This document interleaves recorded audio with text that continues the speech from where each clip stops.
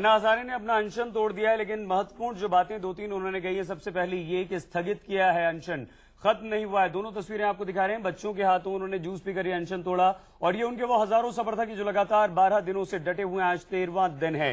लेकिन इस वक्त अन्ना हजारे को अस्पताल जाना था।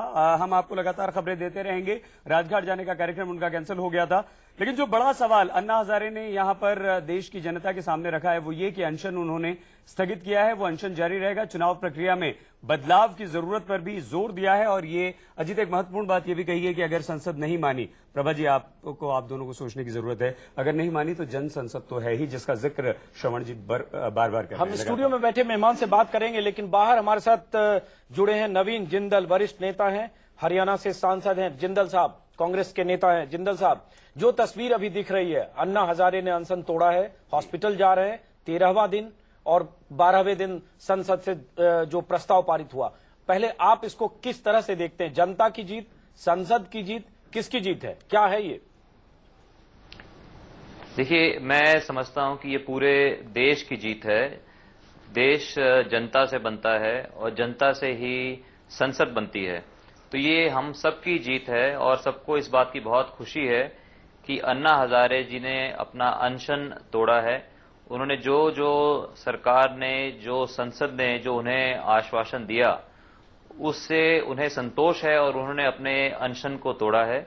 और मैं समझता हूं इस पूरे आंदोलन से जो एक लोगों की भावना सामने आई है कि हमें भ्रष्टाचार को हमें सहन नहीं करना, हमें जो है भ्रष्टाचार हर कीमत पर हमें खत्म करना है, तो मैं समझता हूं कि ये बहुत ही अच्छी एक बात उठ के आई है इस आंदोलन से। और मुझे बहुत अच्छा लगा जब आज उस मंच से जब कहा कि ठीक है, इसको बिल को एक्ट बनने में समय लगेगा, लेकिन जब सबने शपथ ली कि हम जो है आज ना तो रिश्वत देंगे और ना रिश्वत लेंगे, तो मैं समझता हूं ये सबसे बड़ी बात है कि जो करोड़ों लोग जो अन्ना हजारे जी के इस आंदोलन से जुड़े, अगर वो अपना खुद के आचरण को अगर अच्छा बना लें, अगर मैं अपना आचरण अच्छा रखूं, देश के हितों को आगे रख के रखूं, आप अपना काम ईमानदारी से करें, तो मैं समझता हूं कि हम सबको एक खुशहाल देश होने से दुनिया की कोई ताकत नहीं रोक सकती। जी नवीन जिंदल साहब, बहुत सकारात्मक बात कर रहे हैं आप, आचरण अच्छा होना चाहिए, हम सब लोग ईमानदारी से काम करें, लेकिन जनता का सवाल सांसदों के आचरण पर भी है, नेताओं के आचरण पर भी है, नेताओं की ईमानदारी पर भी है और नेताओं की निष्ठा पर भी है। उन्हें लगता है कि नेता जिस वजह से सांसद चुनकर जाते हैं, जिस वायदे के साथ सांसदों को जनता चुनकर भेजती है, जब वो संसद में जाते हैं तो वो वायदे पूरे नहीं होते। और जिस भ्रष्टाचार की बात कर रहे हैं, आखिरकार भ्रष्टाचार करता कहां है, होता कहां है? भ्रष्टाचार नीचे से पटवारी से लेकर ऊपर तक अगर बात होती है भ्रष्टाचार की, भ्रष्टाचार को तो तभी दूर किया जा सकता है जब मजबूत कोई कानून हो। सवाल यहां उठता है, जिस वजह से ये जन आंदोलन आया, अन्ना हजारे ने जिस ढंग से देश को एकजुट किया, सबसे बड़ा सवाल, मैं आपके पास आऊंगा, लेकिन एक बार प्रभा ठाकुर जी से, जो आप पहले भी बात करी थी कि लोकपाल से भ्रष्टाचार दूर नहीं होगा, लेकिन एक सख्त कानून की जरूरत थी, क्योंकि तस्वीर हमने देखी है, दर्जनों सैकड़ों ऐसे लोग जो भ्रष्टाचार के आरोपों के बाद उसके गर्दन तक कानून के हाथ पहुंचे नहीं, या पहुंचे तो तिहाड़ में कुछ दिन तक गुजारने के बाद, चाय पानी नाश्ते के बाद फिर बाहर आ गए। मुझे अन्ना साहब ने जो सबसे बाद में एक बात कही कि सिर्फ टोपी लगाने से या आंदोलन में शामिल होने से आप नहीं बन जाएंगे अन्ना, आप अन्ना बनिए, यानी अपने अंदर एक शपथ लीजिए। हर एक से जो उन्होंने आह्वान किया पूरे देश को, उसको देश को अगर समझ लेगा, तो मैं समझती हूँ कि अपने आप इस देश से भ्रष्टाचार भाग जाएगा, भ्रष्टाचार में बहुत कमी आ जाएगी। एक बहुत जरूरी है संकल्प, क्योंकि एक बहुत चिंता का विषय है। 25 वर्ष पहले, मैं एक हकीकत बताना चाहती हूँ समाज की। 25 वर्ष पहले तक कोई रिश्वत के लेन देन होता था तो लोग उसे छुपाते थे, उस पर शर्मिंदा होते थे, लोग उसका कहीं थोड़ा बहिष्कार करते थे। आज स्थिति ये हो गई है, हम कहीं शादियों में जाते हैं और पूछते हैं, कोई महिला पूछ रही, भाई आपका दामाद क्या करता है? भाई इंस्पेक्टर है। तो भाई कितनी तनख्वाह है? भाई तनख्वाह तो 10,000 12,000 ही है, लेकिन ऊपर की आमदनी मेरे दामाद की 30,000 रुपए। इसी के खिलाफ इस बात को इसीलिए तो इस नहीं, इसमें सरकार क्या करेगी और सांसद क्या करेंगे, जब समाज में उस बात को गर्व से कहा जा रहा है मेरा बेटे की इतनी ऊपर की आमदनी है, मेरा दामाद की इतनी ऊपर की आमदनी है। जब समाज इस बात को गर्व से कहेगा हमें इतने लाख का दहेज मिला है, गर्व करेंगे। बताइए भ्रष्टाचार की जड़ें कितनी गहरी हैं। और भ्रष्टाचार पे जब गर्व होने लग गया तो और कई जगह वो शिष्टाचार बन गया, तो वो तो संकल्प सब लेंगे सामूहिक, वरना अकेली सरकार क्या कर लेगी? मीना साहब, आप कुछ कहना चाह रहे हैं? सिर्फ सांसद क्या कर लेंगे? ऐसा एक आंकड़ा है कि दुनिया में 3 करोड़ 30 लाख कानून बने हुए हैं। कानून बने हुए, कानून से भय पैदा होता है, लेकिन जब तक देश में चरित्र निर्माण की पहल नहीं की जाएगी, सिद्धांतवादी आदर्शवादी लोग तैयार नहीं होंगे, मूल आधारित राजनीति पर जोर नहीं दिया जाएगा, जिसमें एक पहल है चुनाव सुधार। चुनाव सुधार होना चाहिए, क्योंकि चुनाव ही भ्रष्टाचार की मूल जड़ है। जिस भ्रष्ट आचरण से संसद में लोग पहुंचते हैं वो भ्रष्टाचार को प्रमोट करते हैं। इसलिए पहला पॉइंट है भ्रष्ट आचरण को बंद करना। चुनाव सुधार की जो बात बहुत दिनों से देश में उठ रही है और अब अन्ना जी पहल करना चाहते हैं, निश्चित रूप से चुनाव सुधार होना चाहिए, जिससे अच्छे लोग संसद में आवे और अच्छे उनके विचार हो। भ्रष्ट लोग, बहुबुली, धन बल वाले लोग नहीं आवे, इसकी आवश्यकता है, क्योंकि माफिया। लेकिन केएल मीना साहब, माफ करें बीच में रोक रहा हूं, ये तो एक आदर्श स्थिति है जिसकी कल्पना 64 साल पहले जब इस देश में संसदीय प्रणाली आई थी तब भी था। जेपी भी बोलते रहे, लोहिया भी बोलते रहे, और ये तमाम बातें पिछले 63-64 साल से हो रही है, लेकिन तस्वीर बदली नहीं है। केवल मात्र ये कानून से नहीं बदल सकती। कानून भय पैदा करेगा, कानून अच्छे आदमी संसद विधानसभा भेजने में लागू होगा, लेकिन देश का चरित्र निर्माण बहुत जरूरी है। जैसे अन्ना जी ने भी कहा कि केवल अन्ना की टोपी लगाने से अन्ना नहीं बन जाओगे, आपके संस्कार, विचार, चरित्र, आदर्श, सिद्धांत, मोरल अच्छा होना चाहिए।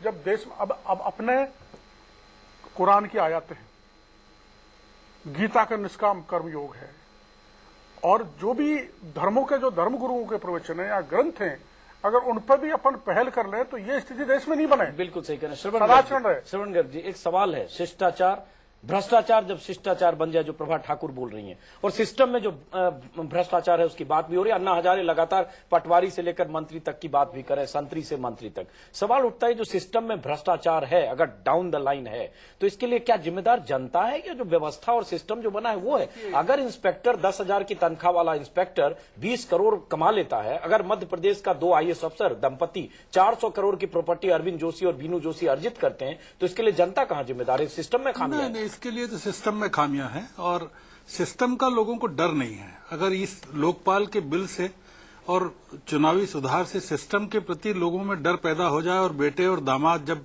जेलों में पहुंचने लगेंगे, तो मेरे ख्याल से ये जो एक इसको स्टेटस सिंबल बना लिया है ऊपरी आमदनी को, ये अपने आप खत्म हो जाए। एक बार हमारे साथ कुमार कुंदन है, जिन्होंने रामलीला मैदान से तस्वीर भेजी है। रामलीला मैदान में क्या हो रहा है हम दिखाते हैं कुमार कुंदन के जरिए वो तस्वीर, और उसके बाद इस चर्चा को जारी रखेंगे। जिन्होंने नारियल शहद देकर अन्ना के लोगों को पानी पिलाया। सर, अपना नाम बताया? मोहम्मद अहमद सैफी। मोहम्मद साहब, एक बात बताएं कि कब आपको पता चला कि आपकी भतीजी को जो है अन्ना जो सुबह पता है, सुबह। इकरा, आपका नाम क्या? आप अन्ना को पहले भी देखी थी टीवी पे? आपको कब बताया गया कि अन्ना का अनशन तोड़वाने जा रही हैं आप? आज बताया सुबह। अच्छा, कितने क्लास में पढ़ती हैं आप? चौथी में। अन्ना ने क्या बोला आपसे? अन्ना ने क्या बोला आपसे? अन्ना ने कुछ बोला आपको? सर पे हाथ रखा था। सर पे हाथ रखा। अच्छा, और उसके बाद आपने क्या पिलाया उनको? जूस पिलाया। कौन सा था वो? नारियल का। नारियल। अच्छा, अन्ना साहब ने क्या सुबह में आपका अन्ना साहब कैसे मैसेज आया था? नहीं, मैं जुड़ा हुआ हूँ अन्ना साहब से। अच्छा, मैं जुड़ा हुआ हूँ, तो मतलब ये कि मेरे पास मैसेज आया था सुबह, तो बच्ची को लाना है, तो ये मेरी जिम्मेदारी थी, मैं बच्ची को लेकर आया। ठीक है। इकरा, आपकी कोई और ख्वाहिश है? आगे पढ़ने की है, आगे पढ़ने की और खिदमत करने की। बताओ। पढ़ने की और खिदमत करने की। पढ़ने और खिदमत करने की ख्वाहिश है। कैमरा मुरलीधर पांडे के साथ कुमार कुंदन, दिल्ली, न्यूज़ 24। आपने देखा छोटी सी बच्ची जिसने अन्ना हजारे को जूस पिलाकर, शहद पिलाकर उनका अनशन तोड़वाया। हम इससे पहले बातचीत कर रहे थे स्टूडियो में बैठे मेहमानों से, और हमारे साथ है नवीन जिंदल, कांग्रेस के नेता। नवीन जिंदल साहब, हालांकि तल्ख सवाल है, शायद इसका जवाब आप देना चाहेंगे या नहीं, या कैसे देंगे, लेकिन सवाल है कि क्या ये माना जाए कि कांग्रेस पार्टी ने या कांग्रेस के जो नेता हैं या जो पर्दे के पीछे जो लोग इस अन्ना आंदोलन को किसी ढंग से इसमें कोई रास्ता बनाने की कोशिश कर रहे थे, सुलह सफाई की कोशिश कर रहे थे, क्या उनकी विफलता है? क्या यह माना जाए कि जिस ढंग से कांग्रेस के नेताओं के बयान आए, चाहे मनीष तिवारी हो, चाहे दिग्विजय सिंह हो, और जिस ढंग से हैंडलिंग हुई, उसका नतीजा है कि 13 दिन बाद या 12 दिन बाद सरकार ने जो किया उससे सरकार पर लोगों को भरोसा नहीं हो रहा है। उल्टे लग रहा है कि सरकार मजबूर थी, वरना यह तस्वीर नहीं होती जो कल देखने को मिली कि मंच पर विलासराव देशमुख प्रधानमंत्री की चिट्ठी लेकर जाते हैं और अन्ना हजारे से अनशन तोड़ने की अपील करते हैं। देखिए, सबसे पहले तो मैं ये कहना चाहूंगा कि लोकपाल बिल ये तो कांग्रेस पार्टी के घोषणा पत्र में भी है कि हमें एक मजबूत प्रभावशाली लोकपाल की आवश्यकता है, और उसके ऊपर जो नेशनल एडवाइजरी काउंसिल है वो इसके ऊपर जनवरी से इसपे बहुत पहले से इस पे काम चल रहा है। जनवरी में ही उन्होंने इसकी एक प्रति भी दी थी। तो इसलिए, और ये जो आपने बात कही, जो मनीष तिवारी जी की बात कही, अब देखिए कभी कभी हर वक्त हर आदमी कोई परफेक्ट नहीं होते।